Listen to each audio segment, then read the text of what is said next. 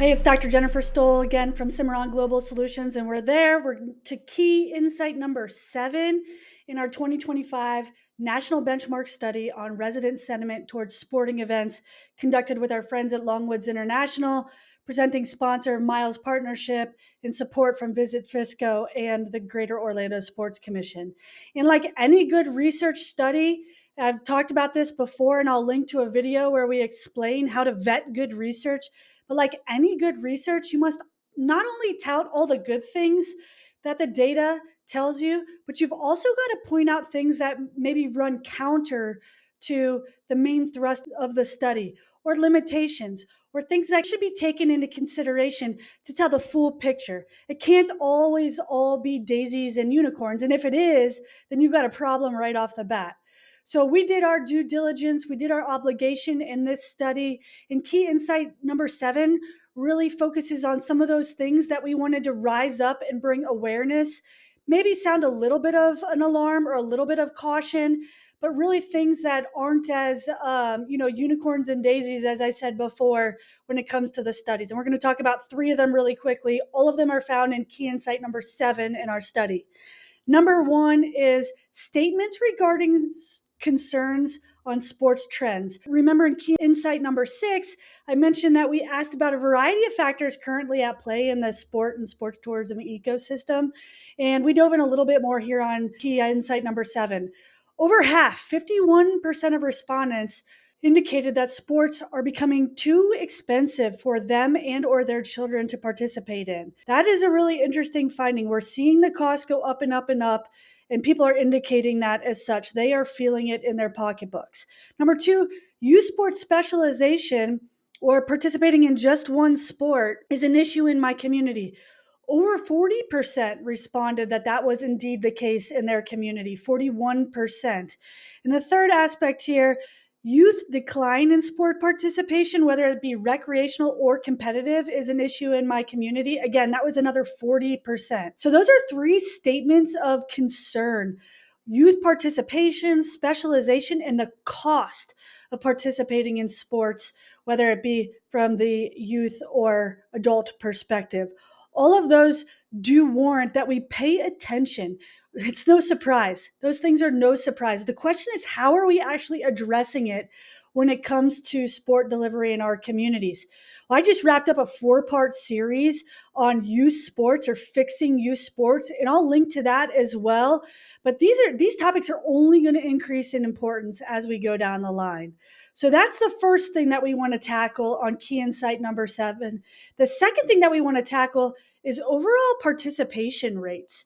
And this is really interesting because we see a pretty significant drop off, whether it be recreational or competitive sport participation, by Gen Zs, millennials, Gen Xers, and boomers, whether it be in the past to now in the present. So what we're seeing is that among those who have participated in the past, again, it doesn't matter if it's recreation or competitive, there's a steep drop to those who participate now. In fact, when we look closely at the data, I'm going to read this so I get it right.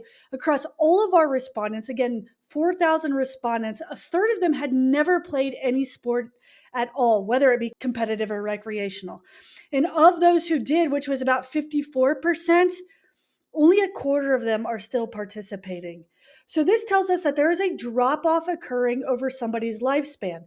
Now, what we're watching interestingly here is whether the volume of participation at the Gen Z and younger levels will be as high at start as it is in present day. And we didn't ask younger than Gen Z because they weren't adults. They couldn't respond to this survey, but we will want to watch that. In other words, if the population of total people who start participating in sport in one way, shape, or form at all becomes less, then that's not going to bode well down the line for future participation if the trend holds steady of a significant drop off over one's lifespan. Something to be thinking about there for sure. Now, our last point that we want to surface in Key Insight 7 is really the impact, the negative or potential negative impacts that sporting events could have on communities. Again, we talk about the ROI, we talk about ROM, we've got a whole video on that. And it's not to discount the positive or the favorable results that we've reported on thus far. But there are also some negative things that we need to be concerned about, or at least perceptions. One of them is too many visitors in our communities.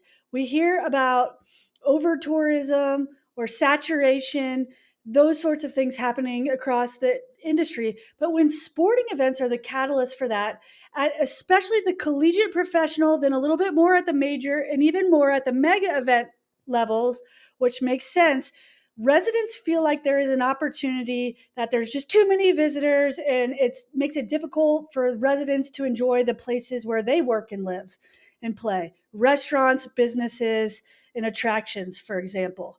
The same thing holds true when it comes to congestion caused by sporting events, the strain on the community's infrastructure, right? We see residents are concerned with this as well. Not at as high a level. Obviously, mega events are the highest, and that makes sense because of proportionality. It's just more. There's more of everything taking place. Major sporting events, college and professional, really not a concern with this when it comes to youth and amateur events, but ironically did emerge on the community event level as well. So the strain, the impact to the locals, to residents when it comes to infrastructure and the volume of people in a community, certainly something that we want to be paying attention to. And as destination management organizations, sports commissions, even event rights holders, you want to be proactive when you address those things. That is one of the key takeaways for number 7, or key insight number 7. Additionally, we want to watch those participation trends, and we want to pay very close attention to what's happening from the standpoint of youth participation, specialization, and the expense of participating in sport. We'll link to a bunch of resources beyond just this report that support what we're talking about here.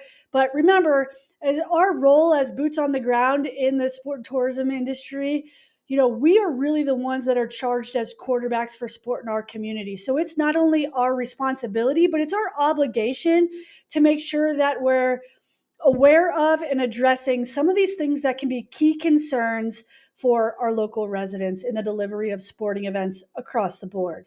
I'm Dr. Jennifer Stoll from Cimarron Global Solutions. Thanks for joining me on these deep dives for all 7 key insights for our national benchmark study on resident sentiment towards sporting events with Longwoods International. We'll do another recap video here, but as always, feel free to reach out if you have any questions about this study or these findings. We're going to be diving into more specifics in future videos. We only scratched the surface on this first benchmark report, and we've got a whole lot more in store for you down the line. So stay with us.